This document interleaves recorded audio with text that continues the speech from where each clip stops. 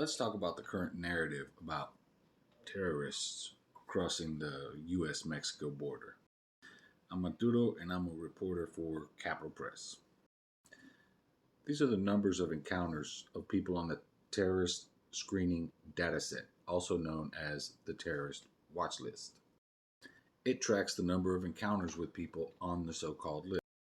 What I want you to notice is the number of encounters at the Canadian border compared to the number of encounters at the border with Mexico. We all know why you never hear about the Canadian border. It has something to do with whiteness. But one thing we definitely need to talk about is who's on this list. Because according to CBP, Customs and Border Protection, and Homeland Security data, the people on the list aren't necessarily the terrorists themselves. They're most of the time associates of those terrorists. That could be a spouse, their adult children, colleagues, anything, maybe even their banker. Additionally, many people on this list shouldn't even be on there to begin with, and the vast majority of them have either been cleared or removed from the list or are cleared and removed from the list once they've been encountered by Customs and Border Protection.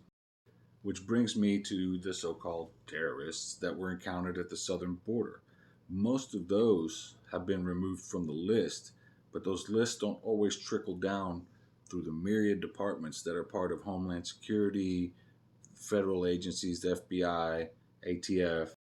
For example, the FARC fighters from Colombia are running from the current government, the ELN, which is who they were in sort of a civil war with. Some of those have been confirmed to be encountered at the U.S.-Mexico border. And I encourage you to look them up, the ELN and FARC, because it's actually an interesting bit of history. But the narrative by far-right reporters with their GoPros at the border targets non-white migrants for a reason. White nationalism.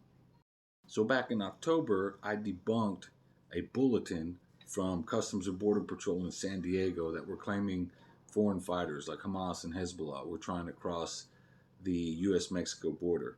And I confirmed with Homeland Security, Customs and Border Protection's bosses, that that was a bogus claim.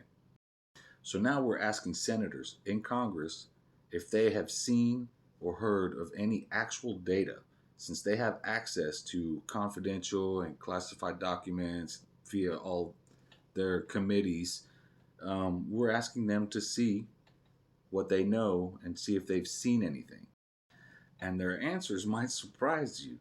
So we're going to be publishing all of those on tomorrow's Capital Press newsletter at capital.press.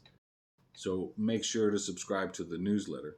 And I'll also be on here tomorrow discussing those responses with you guys to give you a little bit more insight about the truth about so-called terrorists coming across the border.